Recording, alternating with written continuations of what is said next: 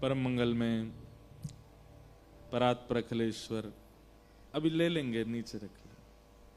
अकारण करुणा वरुणालय भक्तवांछा कल्पतरु, तड़ित विनिंदित पीतांबरधारी श्री बालकृष्ण लाल की, श्री बांके बिहारी लाल की वांगमयी शब्दमयी प्रतिमूर्ति हम आप सबके मध्य में विराजमान श्रीमद् भागवत महापुराण को बारंबार प्रणाम। मंच पर विराजमान परम गौ भक्त, गौ ऋषि एवं संपूर्ण पंजाब को और पंजाब के समस्त वैष्णवों को गौ से प्रेम कराने में जिनका बहुत बड़ा योगदान है, ऐसे परम वंदनीय परम पूजनीय गौ सेवा मिशन के परमाध्यक्ष परम पूजनीय श्री स्वामी कृष्णानंद जी महाराज को बारंबार प्रणाम। साथ ही विराजमान समस्त विप्रवृंद, समस्त गंधर्वजन और आप सभी सुनाम निवासी समस्त भाई लोग, समस्त मातृशक्ति, छोटे छोटे बालक, हमारे मित्र सखा, सब जनों को बहुत बहुत जय श्री कृष्ण। जय श्री कृष्ण। जय सिया राम। जय सिया राम। जय श्रीमन नारायण। जय श्रीमन नारायण। जय जय श्री राधे। जय जय श्री राधे। ठाकुर जी की बड़ी अनुकंपा है। भगवत भागवत चर्चा जब जब करने को मिले, यही सोचना चाहिए कि ठाकुर जी ने हमको याद किया, इसीलिए हम भगवत चर्चा सुन पा रहे हैं।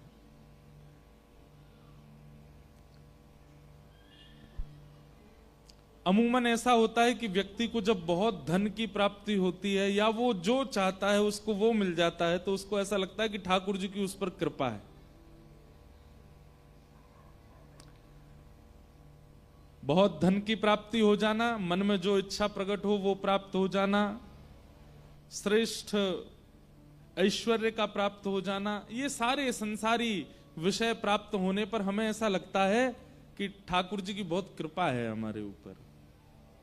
पर नहीं, श्रीमद् भागवत के महात्म्य में ऐसा वर्णन किया जाता है कि सकल भुवन मध्य निर्धनास्तेपि धन्या,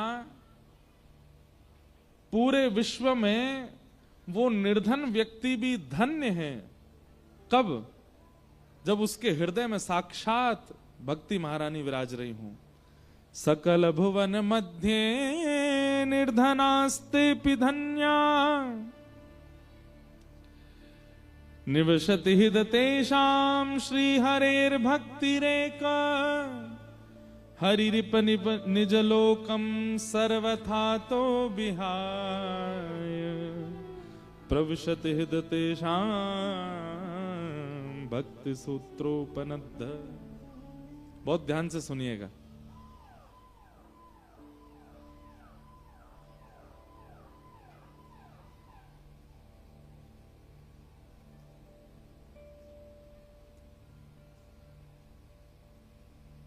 क्या बता रहे थे हम?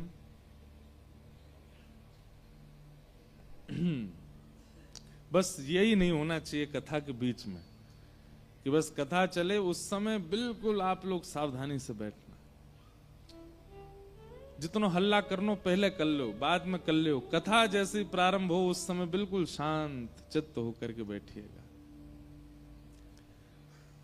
और बाकी बाहर के लोगों को तो हम रोक नहीं सकते, तो जब ऐसी घटना होगी तब हाथ जोड़ लिया करेंगे, चलो थोड़ी देर ये निकल जाए। तो मैं निवेदन कर रहा था कि मानव का ऐसा स्वभाव हो गया है कि उसको बहुत धन मिल जाए, ऐश्वर्य मिल जाए, बल मिल जाए, योग्यताएं मिल जाएं, तो उसे ऐसा लगता है कि ठाकुर जी की उसके ऊपर कृपा है। पर वो कृपा नहीं है, वो आपका प्रारब्ध है। आपके पास जो अति धन आया, आपके पास जो ऐश्वर्य आया, जो योग्यताएं आई, जो बल आया, वो आपके प्रारब्ध से आया आपके पास। ठाकुर जी की कृपा से तो सत्संग जीवन में आता है, ठाकुर जी की कृपा से तो भक्ति मार्ग जीवन में आता है, ठाकुर जी की कृपा से तो गौ सेवा का भाव चित्त में आता है। ठाकुर जी की कृपा से तो हरिजनों की, संतों की सेवा करने का भाव चित्त में आता है। नहीं तो महाराज अमेरिका में भारत से भी ज्यादा धनवान लोग होंगे, वो तो उल्टा सीधा खाते भी, उन पे भी भगवान प्रसन्न है जो इतना धन दे रहे हैं उनको। प्रारब्ध, प्रारब्ध से, प्रारब्ध कैसे होता है? कर्म से, कर्म से प्रारब्ध का निर्माण होता है। अब चाहे आप इसी जन्म का भोग रहे होंगे या कुछ पूर्व जन्म का भोग रहे होंगे, भोग आप प्रारब्ध ही रहे हो। लेकिन अपने इस प्रारब्ध के बीच में जो सत्संग के प्रति आपकी रुचि बढ़ती है, किसी को सुनने के प्रति आपकी रुचि बढ़ती है, अपने आप को बदलने की रुचि आप में बढ़ती है। कैसे बदलने में? एक श्रेष्ठ व्यक्ति बनने के लिए आपकी रुचि बनती है। वो ठाकुर जी की कृपा है।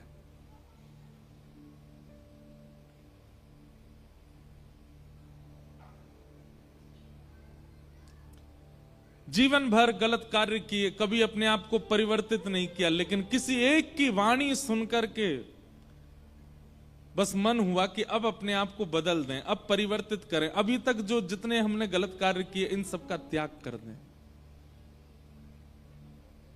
ये भगवत कृपा है। कैमरा वाले इनको मूवमेंट ने कम है जाएगो तो और आनंद आवेगो कथा में। हमको बहुत जल्दी डिस्ट्रैक्ट होता हूं मैं, ये हमारी कमी है। तो आप पर कृपा है कि आपको ठाकुर जी ने याद किया, इसीलिए कथा हो रही है सुनाम में।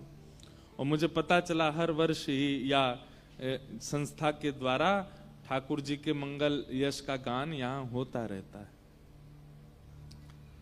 लेकिन हम पर बहुत बड़ी कृपा है ठाकुर जी की। हम चाहते हैं हमारी जैसी कृपा सब पे हो जाए। हम तो ये बात कह देते हैं, भगवान करे नजर नहीं लगे हमको। हम पर कैसी कृपा है कि हम तो हर दिन सत्संग करते ही रहते हैं, हर दिन ठाकुर जी को याद करना ही करना है। कल तक अमृतसर में याद कर रहे थे और अमृतसर से अब सीधे आ टपके आपके बीच में, अब आपको आपके सामने याद कर रहे हैं। यहां 30 तारीख को अपनी भाव विश्राम करेंगे। 1 तारीख बीच में बस 31 तारीख है, 1 तारीख से फिर महाराष्ट्र के भुसावल में वहां ठाकुर जी को याद करेंगे।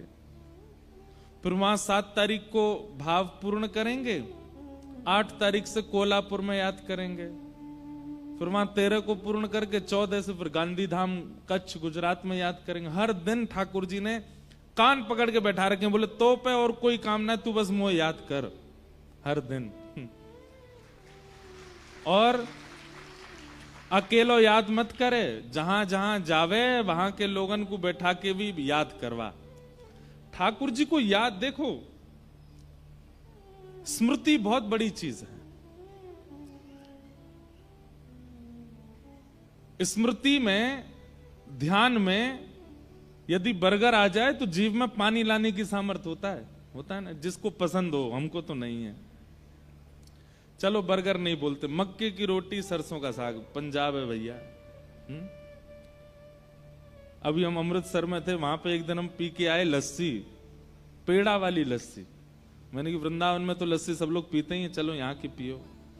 अब देखो स्मृति मात्र, सोचने मात्र से आपकी जीव में पानी आ जाता है। विषय वासना का चिंतन मात्र करने से काम का उद्दीपन हो जाता है। स्मरण कितना ज्यादा भयानक होता है। लेकिन ऐसे विषय वासना, संसार के विषयों के बीच में हम वृंदावन को याद करें, हम बिहारी जी को याद करें, स्वामी श्री हरदास जी को याद करें, हितरवंश महाप्रभु को याद करें, श्री राधा रमन लाल को याद करें, राधा वल्लभ लाल को याद करें, ये उनकी कृपा के बिना नहीं हो सकता। हम जीव नहीं याद कर सकते ठाकुर जी को, ठाकुर जी चाहते हैं तभी हम याद कर पाते हैं।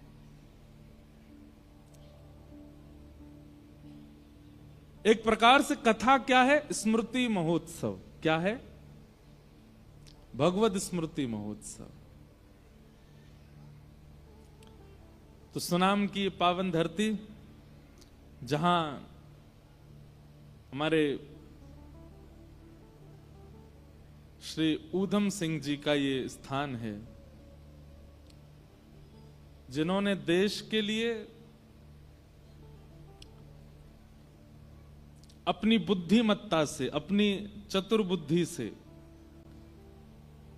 कुछ करने का प्रयास किया और वो उसमें सफल हुए। ये सौभाग्य है कि उनके जन्म स्थान पर आने का और यहां कथा सुनाने का हमको अवसर मिला है। आज पूज्य श्री हमारे स्वामी श्री कृष्णानंद जी महाराज पधारे हैं। बाल्यकाल से ही आपका सानिध्य हमको खूब प्राप्त हुआ। पूज्य पिताजी महाराज की कथा जब भी पंजाब में होती थी, छुट्टी होती थी, तो हम भी आते थे महाराज जी के सानिध्य में, थोड़ी देर कुछ बोलते थे, प्रवचन करते थे। जब कथाएं कहना प्रारंभ नहीं किया तब महाराज जी को सुनाते थे। महाराज जी की और गौ माता की कृपा से ही आज आप सबके बीच में कथाएं सुना पा रहे हैं। हमने अपना एक भाव कहीं शेयर किया था किसी पॉडकास्ट में कि एक समय ऐसा था कि जब कथा कहना प्रारंभ किया था तो जब इतनी कथाएं नहीं होती थी, घर पे ही रहते थे, तो मन में इच्छा होती थी कहीं कथा हो तो कथा सुनाने जाएं, लेकिन इतनी कथाएं होती नहीं थी। एक कथा के बाद 2-3 महीना घर पे ही रहते थे। तो फिर क्या करें, अब अध्ययन करने के बाद मन होता था कुछ तो सुनाएं, किसी को तो सुनाएं। तो हमारी माता जी एक दिन बोली, वो लाला, गौशाला में इतनी सारी गैया हैं हमारे घर पे, ये सब भी तो श्रोता हैं और इन जैसे श्रोता कोई नहीं मिलेगा। संसार के श्रोता तो बात करते रहेंगे, फोन चलाते रहेंगे और जाने क्या क्या करते हैं, पर इनके पास तो फोन भी नहीं होता। गैयाओं के पास कहां फोन होता है। और गैया बोलती भी नहीं है, बढ़िया प्रेम से अपना बैठी बैठी चारों खाती रहेगी, कथा सुनती रहेगी। तो हम सुबह सुबह जाते थे अपनी गौशाला में, गायों को कथा सुनाते थे। 4 बजे जाते थे, 4:30 बजे करीब गैया, चारों तरफ गैया, बीच में तखत लगा के, व्यास मंच बना के और भागवत जी पधरा के फिर गैयाओं को ही कथा सुनाते थे। और ये क्रम बहुत दिनों तक किया। आज उन्हीं गैया की कृपा है कि हम अब हर दिन ठाकुर जी की कथा कहने कहीं ना कहीं जाते हैं। लेकिन आज भी याद आता है उन जैसा श्रोता हमको मिला नहीं। कितनी बार तो ऐसा होता बाबा कि कथा के बीच में कोई गैया ब्याह भी जाती, तो फिर हम नंदोत्सव मनाते थे। पूछते थे ग्वारिया बाबा से, कौन भयो, लाला भयो कि लाली भाई? तो कहते लाला भयो, तो नंदोत्सव मनाते। और कोई गैया की अगर लाली होती तो फिर राधाष्टमी महोत्सव मनाते। और राधाष्टमी महोत्सव, अब जैसे यहां नंदोत्सव होता है तो चॉकलेट फेंकते हैं, टॉफी लुटाते हैं सबको। तो गैयान के बीच में क्या करें, तो गुड़ लेके आते थे छोटे छोटे। तो नंदोत्सव के दिन गुड़ के लड्डू, छोटे छोटे गुड़, और या फिर दलिया बनवाते, दलिया बनवा फिर गैयाओं का उत्सव करते थे। बहुत आनंद आता था। तो गैया, हम एक बात स्पष्ट रूप से कथा में कहते हैं कि जिस व्यक्ति को गौ से घृणा है, या चलो गौ से घृणा नहीं है, लेकिन गौ गोबर से, गौ मूत्र से या गाय के पास जाने में डर लगता है, समझ लियो जाकू गैया से घृणा, गैया से डर लगे, ठाकुर जी को वहां से डर लगे। ठाकुर जी को गैया से डर ना लगे। ठाकुर जी तो गैया के नीचे बैठ जाएं, गोबर उठा लें, मुख में थन लेके पीन लग जाएं। श्रीमद् भागवत में अगर सबसे ज्यादा प्रेम ठाकुर जी ने किसी से किया है तो वो गौ से किया है। ये इस बात का प्रमाण है कि अगर आपका प्रेम गौ से है तो ठाकुर जी का प्रेम आपसे है। लेकिन आपका प्रेम यदि गौ से नहीं है, आप खूब नाम जप करते हैं, तिलक लगाते हैं, कंठी पहनते हैं, एकादशी व्रत करते हैं, लेकिन गैया देखते ही आपको डर लगने लगता है, दूर दूर रहते हो, या फिर गौ गोबर, गौ मूत्र से नाक बंद कर लेते हो, तो आप जब एकादशी करते हैं ठाकुर जी भी नाक बंद कर लेते हैं। बोले मेरी गैया के गोबर ते और गौमूत्र से या को घृणा या ते मोह घृणा है। गैया लगे अति प्यारी जग पालन हारी, गैया लगे। ठाकुर जी को बहुत प्यारी लगती है गैया। लेकिन हम एक बात कहना चाहते हैं भैया, भक्ति केवल नाम जप में ही नहीं होती है, भक्ति केवल परिक्रमा से नहीं होती, भक्ति केवल हवन आदि यज्ञ करनों से नहीं होती है। हमारे इष्ट को जो प्रिय है उसकी रक्षा भी भक्ति है। आज हमने वृंदावन में, गोवर्धन में 84 कोस ब्रजमंडल में वृक्षों को नष्ट कर दिया। हमारे बिहारी जी कितने दुखी होते होंगे। जिन कुंजन के नीचे ठाकुर जी ने पूरे ब्रजवासीन के संग लीला करी, उन कुंजों को हमने नष्ट कर दिया। लोग उसको भक्ति नहीं समझते। वृक्षों की रक्षा करना, वनस्पतियों की रक्षा करना, निकुंज कुंजों की रक्षा करना, ये भी भक्ति है। दूसरी, सब लोग इधर देखो, इधर देखो, ये काम की बातें हैं, इनको ध्यान से सुनिए आप। यमुना जी, हमने ठाकुर जी की हर प्रिय वस्तु को नष्ट कर दिया और हम चाहते हैं कि हमारे भजन से ठाकुर जी प्रसन्न हो जाएं।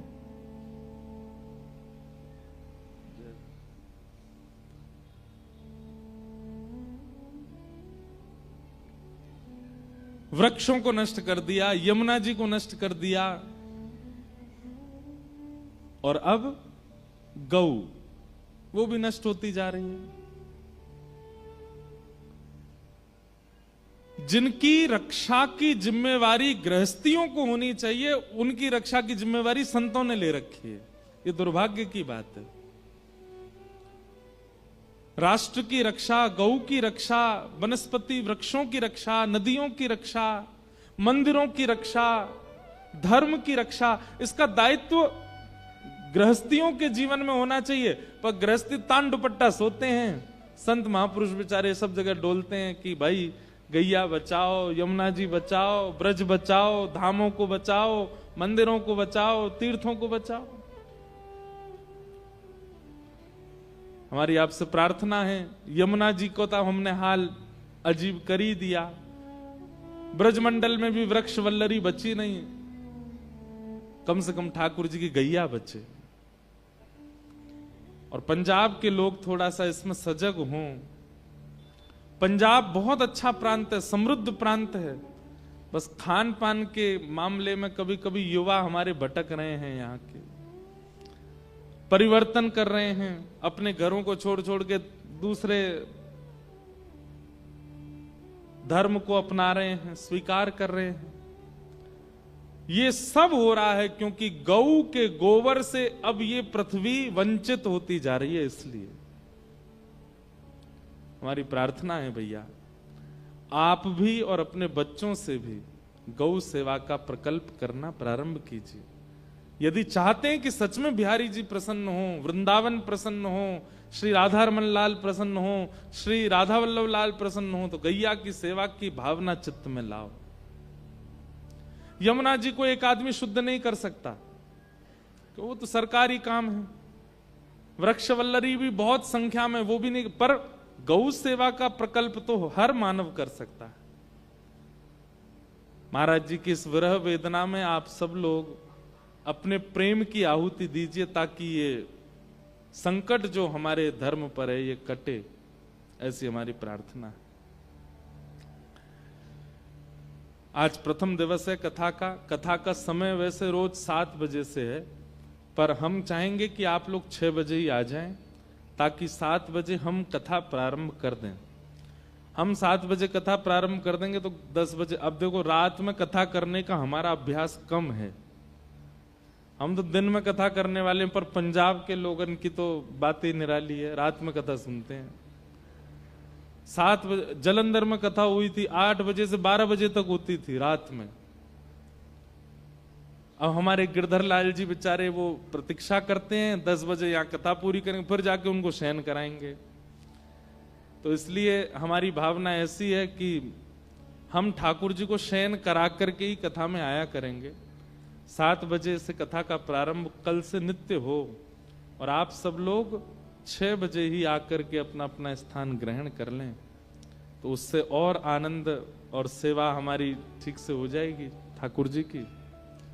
आइए कथा के महात्मा में प्रवेश करते हैं। बोलो वृंदावन बिहारी लाल की। सच्चिदानंद रूपाय विश्वोत्पत्त्यादि हेतवे तापत्रय विनाशाय श्री कृष्णाय वयं नमः। भागवत जी का महात्म बहुत ध्यान से सुनिएगा। सच्चिदानंद रूपाय विश्वोत्पत्त्यादि हेतवे तापत्रय विनाशाय श्री कृष्णाय वयं नमः। भगवान के 3 रूप, 3 गुण और 3 कर्मों का वर्णन किया गया। सबसे पहली बात, ठाकुर जी का स्वरूप कैसा है। अभी आपसे पूछा जाए ठाकुर जी का स्वरूप कैसा है तो अधिकतर सब ऐसे बोलते हैं ठाकुर जी सांवले हैं, ठाकुर जी के मोटे मोटे नेत्र हैं, ठाकुर जी मोर मुकुट पहनते हैं, ठाकुर जी वंशी धारण करते हैं, ठाकुर जी त्रिभंगी हैं। ये ठाकुर जी का रूप है। रूप और स्वरूप 2 होते हैं। हर व्यक्ति के भी रूप और स्वरूप 2 होते हैं। बहुत ध्यान से सुनिएगा।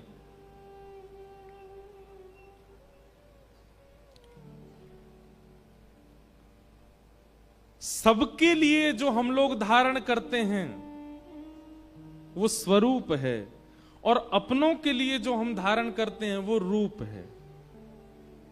समझ रहे हैं हमारी बात। आप अपने घर से निकलते हो तो घर में पहनने वाले कपड़े पहन के नहीं जाते। कोई कहे चलना मार्केट चल, अरे 2 मिनट दो, हम कपड़े, अरे ऐसे ही चल रहा, अरे ये घर के कपड़े ऐसे थोड़ी जाएंगे, थोड़े बदल के आओगे, दूसरे कपड़े पहनोगे, बाल बाल काटोगे, ज्यादा ही सजवे धजवे को होएगा तो पाउडर लगाओगे और आदि जो भी है।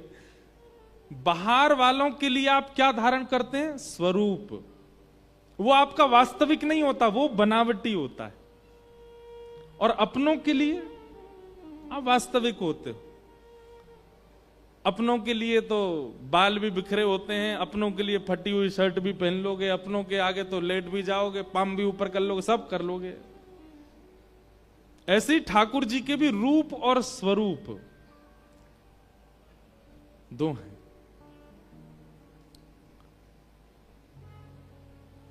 सबके लिए जो ठाकुर जी ने धारण किया है वो स्वरूप है और अपनों के लिए जो है वो रूप है। कहीं पर ठाकुर जी ऐसे खड़े हैं, कहीं पर ठाकुर जी ऐसे खड़े हैं, कहीं पर शेषनाग पर पौड़े हैं। ये सब ठाकुर जी के स्वरूप हैं जो हमारे आपके पूरे विश्व के लिए ठाकुर जी ने धारण किए। कहीं ठाकुर जी शंख चक्र गदा पद्म चतुर्भुज रूप में खड़े हैं, कहीं ठाकुर जी 2 भुज में वंशी बजा रहे हैं।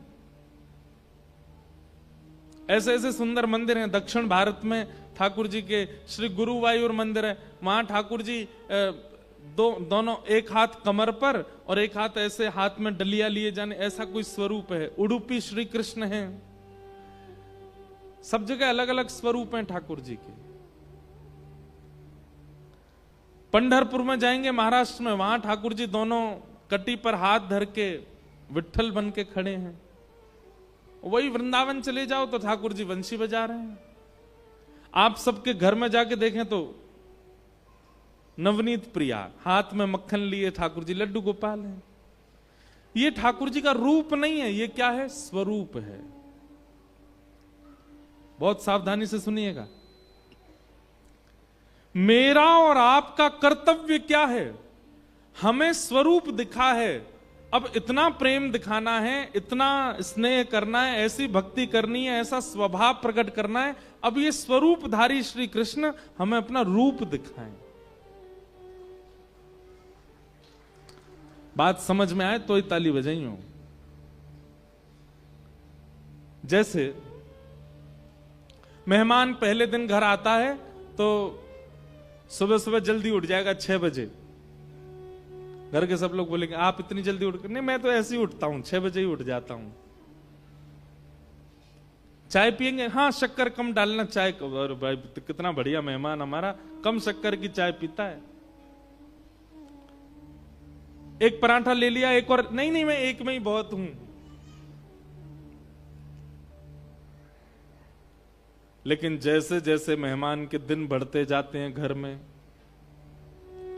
6 बजे से 7 बजे उठने लगे, 7 बजे से 8 बजे उठने लगे, पता चली 12 बजे उठ के आए ऊपर से।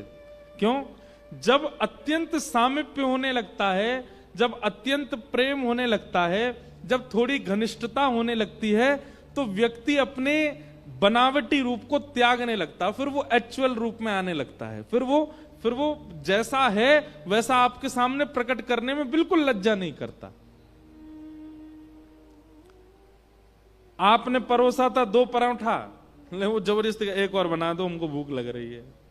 जब नया नया आया था तब तो एक में ही काम चल रहा था, लेकिन अब प्रेम ज्यादा हो गया, इसलिए अब कह करके मांगा जा रहा है। ठाकुर जी हमारे घर आए हैं, 10 साल से सेवा हम कर रहे हैं, ऐसे ही बैठे हैं ठाकुर जी। इसका मतलब क्या है?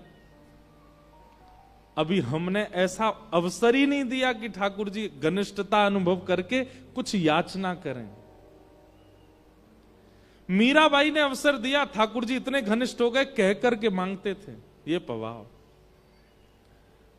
सूरदास ने अर्पित किया, ठाकुर जी कह करके मांगते थे। हितरवंश महाप्रभु स्वामी श्री हरदास जी महाराज,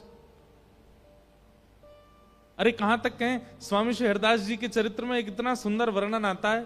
अब क्या आपने सामने बिहारी जी बैठा दिए, अब बार बार इन्हीं की याद आएगी। स्वामी जी का नियम था, स्वामी श्री हरदास जी ने जब बिहारी जी को प्रकट किया वृंदावन में, इधर देखो इधर देखो, देख के नहीं आए थे पहले, अब देख रहे हो, इधर देखो। तो स्वामी जी ने जब श्री बिहारी जी को प्रकट किया, तो स्वामी जी का नियम था कि 56 भोग बनाते थे, और 56 भोग बनाकर के नित्य ठाकुर जी की रसोई, एक से एक सामग्री ठाकुर जी श्री बिहारी जी को सिद्ध होती थी। और उसके बाद नियम था कि 56 भोग की जितनी सामग्री बनी, वो बिहारी जी के भोग लग जाने के बाद ब्रजवासियों को बटेगी, गैया को बटेगी, जलचर यमुना जी की मछलियों को बटेगी, वृंदावन के कुंज में रहने वाले पक्षियों को बटेगी, पशुओं को बटेगी, और फिर सबसे अंत में आने वाले दर्शनार्थी जो ब्रज से बाहर से आए उनको बटेगी। पर स्वामी जी स्वयं श्री हरदास जी महाराज वो स्वयं कितना पाते थे? तो भक्तमाल जी में वर्णन आता है कि स्वामी श्री हरदास जी महाराज ने अपने संपूर्ण जीवन काल में, बहुत ध्यान से सुनिएगा, स्वामी श्री हरदास जी महाराज ने अपने संपूर्ण जीवन काल में केवल 8 तोला चना खाए। कितने? 8 तोला चना। तुलवा के देखना 8 तोला कितना होता है। 56 भोग बनाते थे लेकिन स्वयं नहीं पाते थे। कोई कहता स्वामी जी आप प्रसाद लें, तो एक सीख लेकर के और खीर में डुबो के जितना सीख में आता उतना लेते थे बस। एक दिन स्वामी जी बैठे थे और श्री कुंज बिहारी लाल, आप देखने में एक ही स्वरूप है, लेकिन वास्तविक में प्रिया और प्रियतम दोनों एक भये, तब श्री बिहारी जी प्रकट भये। तो जब स्वामी जी महाराज बैठे तो श्री ठाकुर जी प्रिया प्रियतम दोनों विलग रूप धारण करके आए और स्वामी जी की गोद में बैठ गए। तो स्वामी श्री हरदास जी बोले, आज आप दोनों इतने शांत काय को, चलो लीला करो, नेक नृत्य करो, नेक निकुंज में भ्रमण करो। तो किशोरी जी और ठाकुर जी दोनों बोले, स्वामी जी हम दोनों के मन में बड़ी पीड़ा है। स्वामी जी बोले, काय बात की पीड़ा? बोले, आप हमारी सेवा करो, हमारी आरती करो, हमारो शयन करो, हमें इतना आनंद कराओ, 56 भोग हमें पवाओ, लेकिन आप स्वयं भिक्षा पामे और भिक्षा में भी केवल कछु चना ही खामे, हमें ये देख करके बहुत कष्ट हो गए। वो चने भी जो खाते थे स्वामी जी, वो भी अपने नहीं, कोई भिक्षा लेकर के आता था उसको पाते थे। ठाकुर जी बोले हमें बड़ो कष्ट हो गए, आप केवल थोड़े से चने खाते हो, इतना 56 भोग बनता, थोड़ा पा लिया करो आप भी। स्वामी जी बोले जय जय, प्रसाद तो प्रसाद है, लेकिन मोए अपनी जीभ पे भरोसा ना है, और मोए अपनी नहीं, संसार के किसी भी व्यक्ति को अपनी जीभ पे भरोसा नहीं होना चाहिए। मोए बस ये भय लगे, आप सब ब्रजभाषा समझ रहे हैं ना, समझ रहे हैं ना। स्वामी जी बोले मोए बस ये भय लगे कि कहीं मेरी जीव में प्रसाद पावे के बाद व्यंजन का सुख ना आ जाए, प्रसाद का सुख ना भूल जाऊं मैं। मतलब कहीं मैंने पेड़ा पायो और पेड़ा पाकर के कहीं मेरी जीभ में ये नहीं आ जाए कि पेड़ा कितनो स्वाद बनायो है, पेड़ा कितनो अच्छो बनो, या में मिष्ठान कितनो अच्छो, या में मावा कितनो अच्छो, या में दूध कितनो अच्छो, बल्कि ऐसा भाव आना चाहिए पेड़ा पाती कि आहा इतनो स्वाद है, ऐसा लग रहा है कि श्री ठाकुर जी ने अपनो अधरामृत मिश्रित करके दियो है। आप यदि इस प्रकार से भोग नहीं पाते हैं तो भोग पाने में भी अपराध माना जाता है। बहुत सावधानी से सुनिएगा। ठाकुर जी को निवेदित होने के बाद सामने थाल में प्रसाद आया, आपने दाल पाया, भाजी पाई, जो भी पाया, उसको पाते ही आपके मुख में आया इसमें तो नमक कम है, इसमें तो नींबू कम है, तो वो प्रसाद के प्रति अपराध है। ठाकुर जी ने जैसो पायो हमें भी वैसो ही पानो है।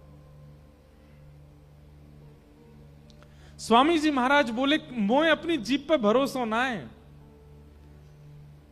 कहीं ये जीव व्यंजन को सुख ना लेने लगे, या हमारे जय जय मैं तो नेक चखूं और बाकी या जीव को ये कोरे चना ही खवा करके मैं जिवा रहा हूं।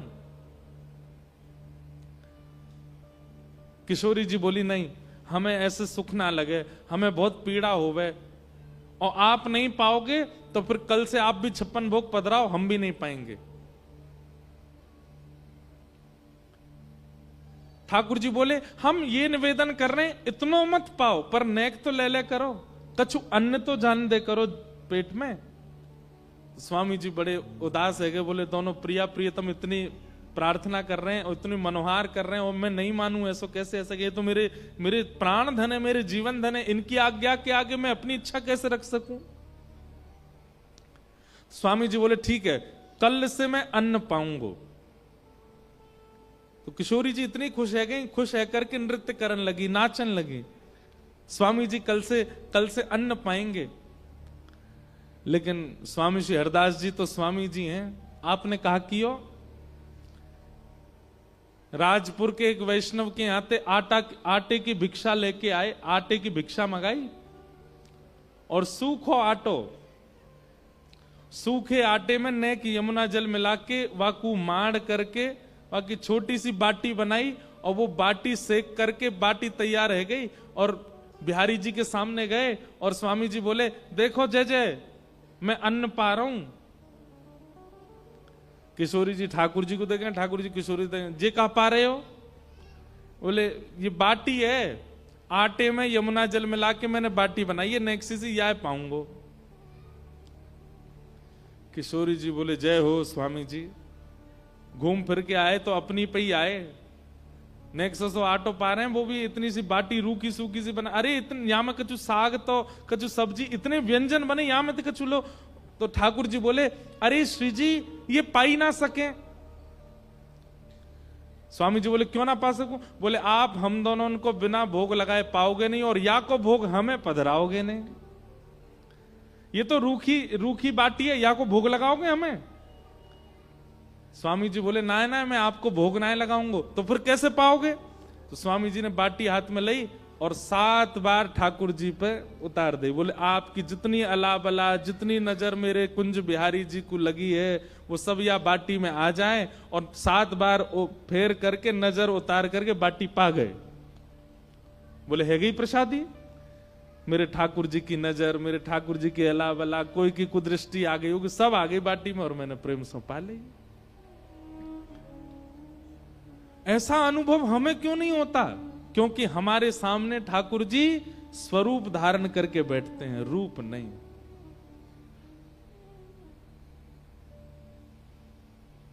ठाकुर जी का रूप क्या है?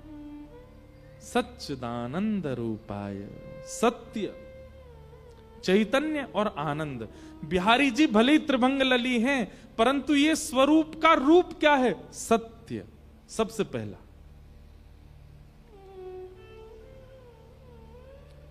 दूसरा चैतन्य और तीसरा आनंद। सच्चिदानंद रूपाय। उस भावना के बगैर यदि आप ठाकुर जी का अनुभव करने जाएंगे तो आपको स्वरूप ही दिखेगा, रूप नहीं दिखेगा।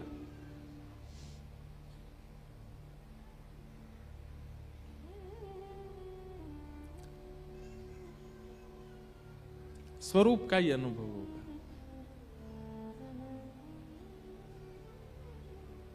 ठाकुर जी के प्रति सबसे पहले सत्य की भावना।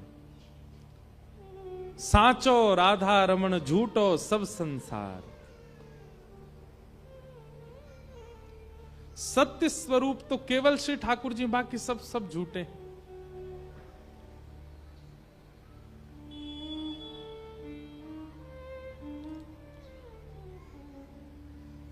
श्रीमन नारायण नारायण नारायण, श्रीमन नारायण नारायण नारायण, भजमन नारायण नारायण नारायण, भजमन नारायण नारायण नारायण, श्रीमन नारायण नारायण नारायण, श्रीमन नारायण नारायण नारायण,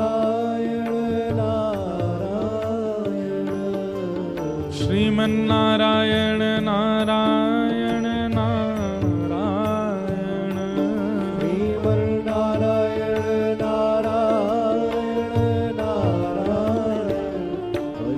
नारायण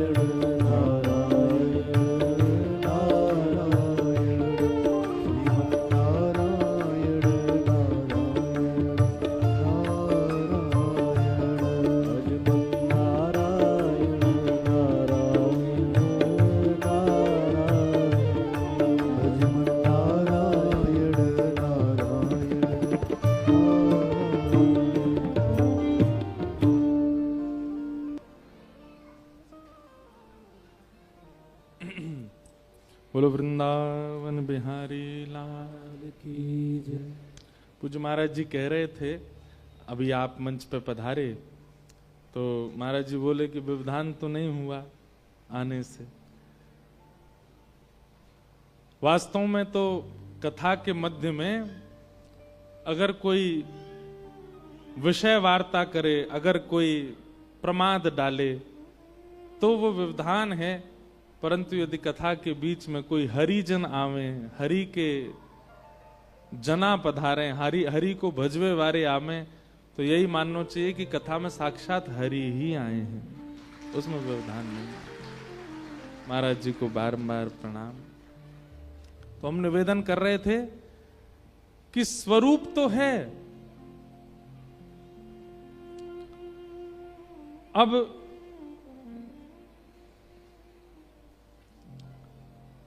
रूप का प्रतिष्ठान करना है।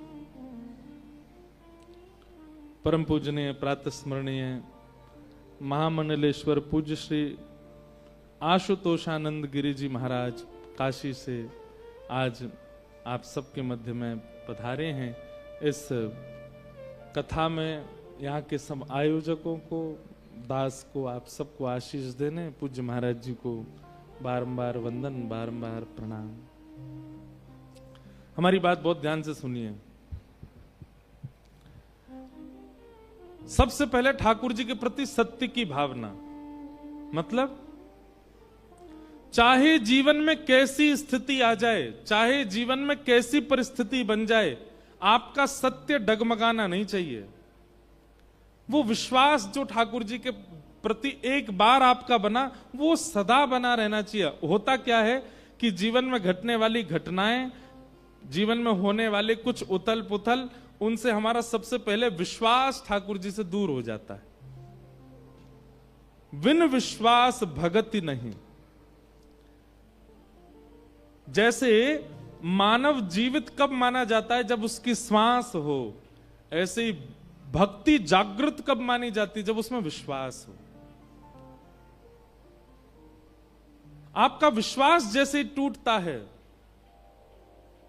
भक्ति वहीं विश्राम हो जाती है। इसलिए ठाकुर जी के प्रति सत्य का विश्वास कि ये सत्य है, मेरे जीवन में जो होगा, मेरे भविष्य में जो होगा, मुझे विश्वास है ठाकुर जी सब आनंद कराएंगे। और उसके बाद चाहे पैर टूट जाए, लेकिन ठाकुर जी के प्रति अविश्वास ना हो, यह ठाकुर जी का सत्य स्वरूप है। ठाकुर जी का दूसरा स्वरूप क्या है? चैतन्य। कई लोग कहते हैं हमें सेवा सिखा दीजिए, हमें सेवा के बारे में बताइए, हमें ठाकुर जी की सेवा कैसे करनी चाहिए इसके बारे में थोड़ा बताओ। मां को बताना नहीं पड़ता कि बालक को लालन पालन कैसे करना। भले ही 4 माताएं आके उसको बताती जरूर है ऐसा करो ऐसा करो, पर मां बालक का लालन अपने आप कर लेती है। उसके पीछे सबसे पहला कारण क्या है? वो उसे अपना मानती है। और दूसरा कारण क्या है? वो उसको चैतन्य मानती है। चैतन्य मतलब, चैतन्य किसको कहते हैं? ठाकुर जी का दूसरा स्वरूप है चैतन्य।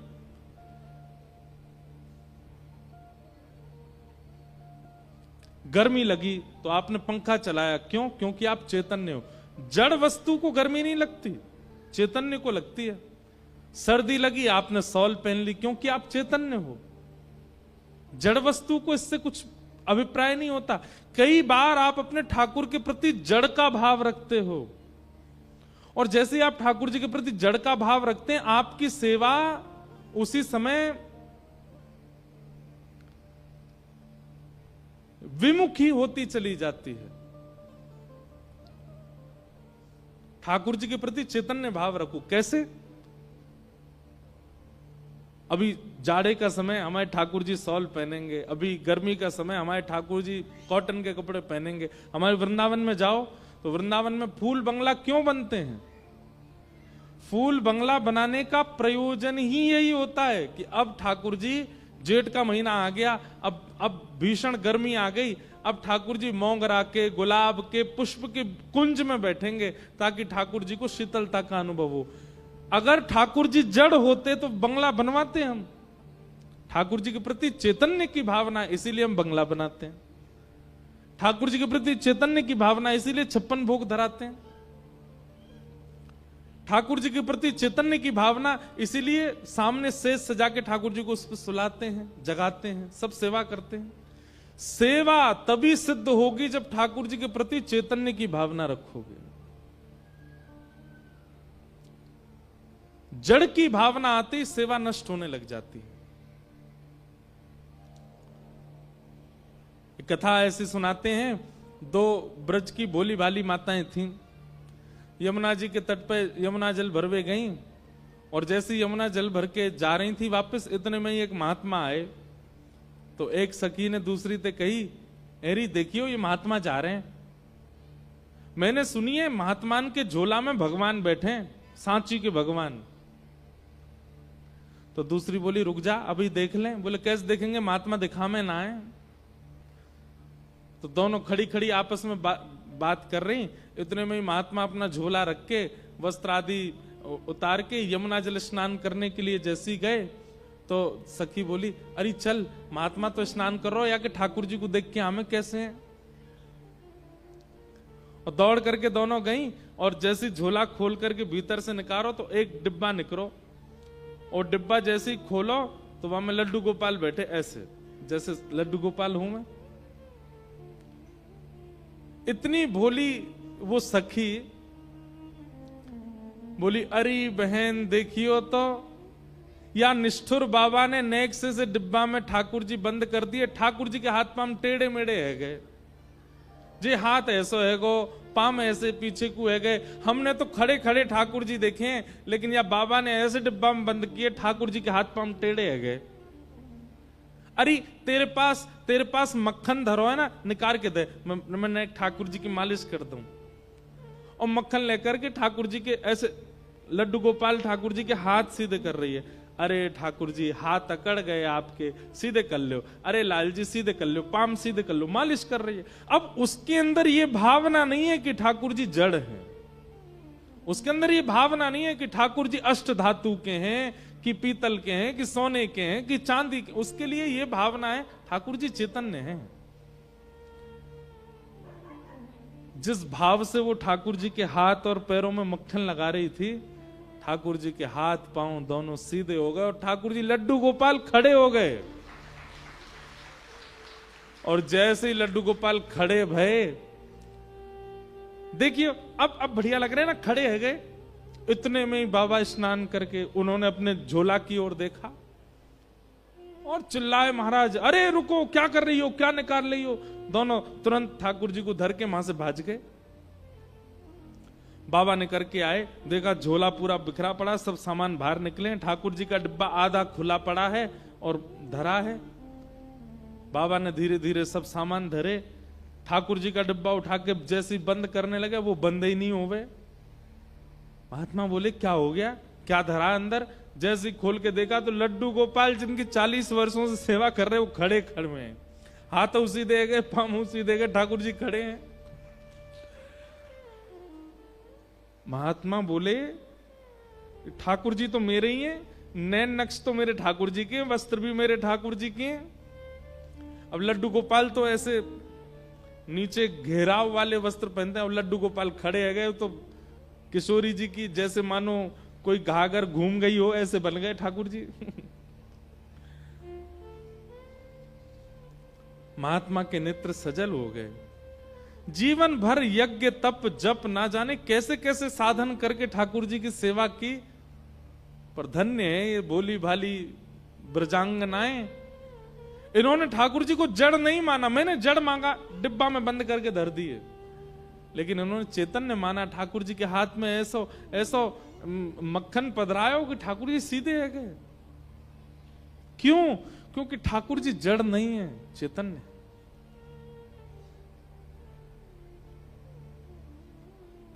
उनके प्रति जड़ की भावना यदि आप रखेंगे तो फिर ठाकुर जी भी जड़वत व्यवहार ही करेंगे।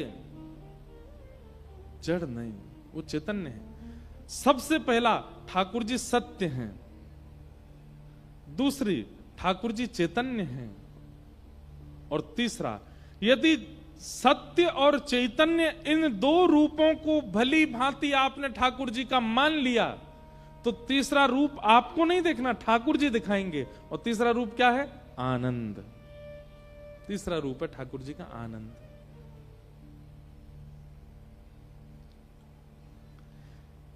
कई लोग हैं वो बिहारी जी को देखते हैं, पोशाक देखेंगे, रूप देखेंगे, मुकुट देखेंगे, बाहर आएंगे, पूछो उनसे कैसे लग रहे ठाकुर जी, भूल गए हम तो कैसे लग रहे, सुंदर लग रहे, बस इतना याद है। क्या दर्शन किया आपने? आपको पता है ठाकुर जी का श्रृंगार, नित्य का श्रृंगार एक संकेत है, और उस संकेत को समझे कोई। जैसे एक निकुंज की बात बता रहे हैं, जिनको समझ आए वही समझिए, जिनको है सके कई इनको नहीं समझ आए। ठाकुर जी का श्रृंगार संकेत है, और किसको संकेत है? जो रस के उपासक हमारे ब्रज के लोग हैं उनको ठाकुर जी संकेत करते हैं। जैसे मान लो आज ठाकुर जी ने नीली पोशाक पहनी और नीली पोशाक के ऊपर ठाकुर जी ने गुलाबी मालाएं धारण की, सिर पर श्वेत पाग धारण की, श्वेत पगड़ी पहनी और उस पर स्वर्ण का सिरपेच धारण किया, आदि आदि ये श्रृंगार। थोड़ा सा संकेत समझ लो। तो इससे अब ठाकुर जी संकेत क्या कर रहे हैं? बोले आज मैं कहां हूं, तो नीली पोशाक से ठाकुर जी बता रहे हैं हम सरोवर के तट पर हैं, किसी सरोवर के पास हैं वृंदावन में। उसके ऊपर गुलाब की माला पहन के ठाकुर जी संकेत कर रहे हैं वह सरोवर पर हैं जहां गुलाब खिले हैं, जहां कमल खिले हैं, जहां गुलाब के वृक्ष हों, उस सरोवर पर है। फिर दूसरा संकेत क्या करें? श्वेत पाग पहनी है, श्वेत पगड़ी पहनी है। तो श्वेत पगड़ी से ठाकुर जी ये संकेत कर रहे हैं दिन में नहीं है, रात्रि में जब चंद्रमा प्रकट होगा तब है वहां पे। उस पे स्वर्ण के स्वर पे सिर पेच आदि बांध करके, स्वर्ण का वर्ण कैसा होता है? अग्नि का सा वर्ण होता है। और अग्नि का जो वर्ण होता है वो कभी कभी ध्रुव तारा का होता है। ध्रुव तारा केवल दिन में ब्रह्म मुहूर्त में दिखाई देता है, बाकी के तारे आपको श्वेत दिखाई देंगे, लेकिन ध्रुव तारा जो होता है वो गोल्डन कलर का चमकता है। तो मानो ठाकुर जी स्वर्ण सिर पर श्वेत पाग पहन करके, सिर पेच धारण करके ये संकेत कर रहे हैं कि हम सरोवर के तट पर होंगे, जहां कमल खिले हों ऐसे सरोवर के तट पर होंगे। और जब चंद्रमा आकाश में होंगे, और वो चंद्रमा भी कब आकाश में हो? जब ध्रुव तारा निकला होगा तब हम वहां होंगे। ये संकेत है, अब कोई नहीं पहचान पाता इस संकेत को। किशोरी जी पहचान जाती हैं, ललिता आदि सखियां पहचान जाती हैं, ठाकुर जी के सखा पहचान जाते हैं, वो निकुंज में पहुंच जाते हैं। आप दर्शन क्या करते हैं ठाकुर जी का? केवल श्रृंगार देख के आ जाते हैं, संकेत समझ ही नहीं पाते ठाकुर जी क्या कहना चाह रहे हैं, ठाकुर जी क्या निवेदन करना चाह रहे हैं। हर दिन का हमारे ब्रजमंडल में श्रृंगार एक संकेत है ठाकुर जी का। वो कब पता चलेगा वो संकेत? जब ठाकुर जी का सत्य और चैतन्य, ये दो रूपों में हमने दर्शन किया हो, सत्य माना हो, चैतन्य का अनुभव किया हो, ठाकुर जी आनंद का अनुभव करा देंगे।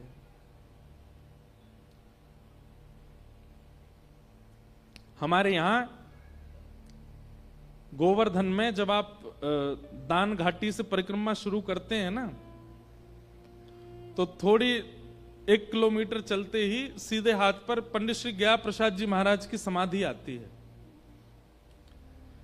तो पंडित श्री गया प्रसाद जी महाराज जो थे वो ब्रजवासियों में, संतों में तो बहुत निष्ठा रखते थे, लेकिन रासलीला होती है ना, तो रासलीला में जब बालक कृष्ण बन के आता है सब लोग उसके पांव छूते थे। तो पंडित जी महाराज कहते, अरे भैया जब बालक ही तो है, तुम तो भगवान मान के या की पूजा करो, भगवान मान के या के पांव पूजो। तो ब्रज के लोग बोले महाराज वो बालक होएगा, लेकिन मुकुट पहनने के बाद वो ठाकुर जी है जाए। तो पंडित जी महाराज बोले भैया तुम्हारी भावना है पर मोह विश्वास ना है, मेरे काजे तो वो बालक ही है। अनेक संतों ने कहा, बोले नहीं पंडित जी महाराज, बालक जैसे ही मुकुट पहन ले ऊपर भगवान है, आप एक बार विश्वास करके तो देखो। तो पंडित जी महाराज आज रासलीला में बैठे थे, पंडित श्री गया प्रसाद जी महाराज, और मंच पर जैसे ही ठाकुर जी आए, छोटे से बालक कृष्ण बनकर के आए, रासलीला कर रहे थे, नाच रहे थे। तो पंडित जी महाराज दूर बैठे बैठे सोचने लगे, अगर ये सच में भगवान हैं तो ये अमरूद लेंगे और अमरूद खा करके अपना झूठा अमरूद मेरे पास आके मेरे मुंह में अपने हाथ से खिलाएं तो मैं मान जाऊंगा ये भगवान है। पंडित जी महाराज बैठे थे, रासलीला चल रही थी, और नाचते नाचते नाचते ऐसे दर्शनार्थियों में से कोई लोग सामग्री लाते हैं, तो एक टेबल पे खूब सारे फल, मिष्ठान, गुलाब जामुन, रसगुल्ला सब ऐसे धरे थे लोगों ने। नृत्य करते करते जाने क्या आया आवेश, जो ठाकुर जी बालक बना था वो कूद करके नीचे गए और उसमें से फलों में से अमरूद निकाला, और अमरूद निकाल करके खाया, और खा करके इतनी जनता में पंडित जी महाराज को देखा, और पंडित जी महाराज को देख के दौड़ करके गए और पंडित जी की गोद में कह के बोले, बाबा मुंह खोलो, लो अमरूद खाओ। पंडित जी महाराज ने जैसे ही इस लीला का अनुभव किया, 3 दिन के लिए मूर्छा में चले गए। 3 दिन तक मूर्छा टूटी नहीं उनकी, विश्वास प्रगाढ़ हो गया। भैया हमको ठाकुर जी में, हमको साक्षात मंदिर के भगवान में ठाकुर जी का अनुभव नहीं होता, हम बालकों में क्या करेंगे? क्यों? क्योंकि सत्य और चैतन्य की भावना हमारे भीतर कम है। इसलिए मंदिर के ठाकुर जी हमको ठाकुर जी दिखते हैं, उनसे हम मांगते हैं, वो हमें दे देते हैं, हम चले जाते हैं, बस यहीं तक सीमित है हम। इससे अतीत आनंद हमको कभी अनुभव ही नहीं हुआ। उस दिन के बाद से पंडित श्री गया प्रसाद जी महाराज का नियम हो गया, रासलीला में कोई भी बालक मुकुट पहन के आता या कोई भी छोटा छोटा बालक तिलक कर ले, श्रृंगार कर ले, तो पंडित जी महाराज दंडवत ही करते, बोले ना जाने कौन से रूप में ठाकुर जी डोल रहे हैं भैया ब्रज में, सबको वंदन करते। सबसे पहला ठाकुर जी को सत्य मानो, दूसरा ठाकुर जी के प्रति चैतन्य की भावना रखो, सत्य और चैतन्य की भावना आप रखो, आनंद ठाकुर जी कराएंगे। यही है सच्चिदानंद रूपाय।